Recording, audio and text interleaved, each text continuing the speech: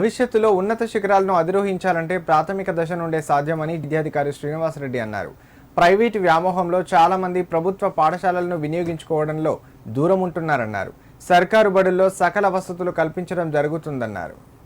సిద్దిపేట జిల్లా కొండపాక మండలం రవీంద్రనగర్ ప్రభుత్వ పాఠశాలను మండల విద్యాధికారి శ్రీనివాసరెడ్డి ఆకస్మికంగా తనిఖీ చేశారు. ఉపాధ్యాయుల బోధనా విధానం, విద్యార్థుల్లోని ప్రతిభను పరిశీలించారు.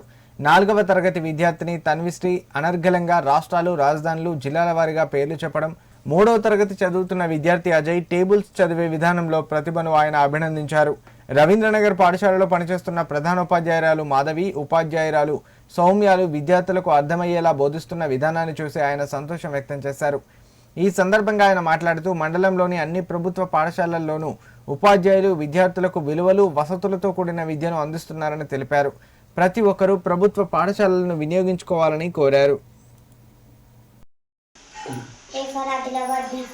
భద్రాద్రి కొత్తగూడెం, హెచ్ఆర్ హైదరాబాద్, జేఫార్ జోగులాంబర్ గజ్వాల్, జయశంకర్ భూపాలపల్లి, జగిత్యాల జనగం, కేఫార్ కొమరంభీం ఖమ్మం, కరీంనగర్ కామారెడ్డి, ఎన్ఫార్ మహబూబాబాద్, మేడ్చల్ మల్కాజిగిరి ములుగు, మెదక్ మంచిర్యాల, ఎన్ఫార్ నారాయణపేట్, నల్గొండ నిజామాబాద్ నిర్మల్, పీఫార్ పెద్దపల్లి, ఆర్ఫార్ రంగారెడ్డి. 2020, 2018, 2016, 2714, 26 12, 25 10, 24 8, 23 6, 22 4, 21 2.